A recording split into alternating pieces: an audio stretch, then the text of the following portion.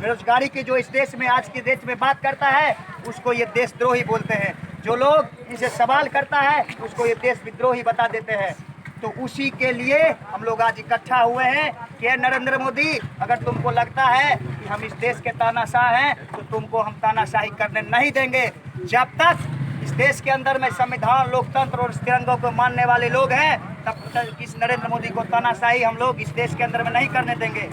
आज जो 45 साल में नरेंद्र मोदी के नेतृत्व में पिछले 45 साल में बेरोजगारी की स्थिति सबसे बदतर हो गई है, ये बात हम नहीं कह रहे हैं, ये बात एएसएफ के लोग नहीं कह रहे हैं, ये बात उसी सरकार का जो डाटा है, सरकारी आंकड़ा, उसी में ये कहा गया है कि पिछले 45 साल में बेरोजगारी सबसे निचले स्तर पर चली गई है, जीडीपी माइनस में चली गई है। और ये जो सरकार है वो हम लोगों को भावनात्मक मुद्दों में हिंदू मुसलमान के नाम पे लड़ाना चाहते हैं, भारत पाकिस्तान के नाम पे लड़ाना चाहते हैं। तो हम उसको इस सभा के माध्यम से कहना चाहते हैं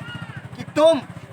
सांप्रदायिकता की बात करोगे, तुम इस देश को हिंदू मुस्लिम में बांटने की बात करोगे, तुम राष्ट्रवाद के नाम पे लोगों को बांटने की बात करोगे, लेकिन हम तमाम छात्र युवा शिक्षा, स्वास्थ्य, रोजगार के सवाल को लेकर के, इस देश में जमहूरियत को बचाने के सवाल को लेकर के, इस देश में धर्मनिरपेक्षता को बचाने के सवाल को लेकर के, इस देश में संवैधानिक और लोकतांत्रिक मूल्यों को बचाने के सवाल को लेकर के तुमको हम घेरते रहेंगे। हम जब तक हम लोग जैसे युवा हैं तब तक इस देश को बंटने नहीं देंगे, तब तक इस देश को बर्बाद होने नहीं देंगे। हम चाहते हैं कि एएसएफ अंचल के जो अध्यक्ष हैं वो आकर के इस सभा की अध्यक्षता करें, साथी आयुष वो इस पचवाड़ा अंचल परिषद के जो अध्यक्ष आए वो सभा की अध्यक्षता करें और बारी बारी से तमाम वक्ताओं को बुलाएं।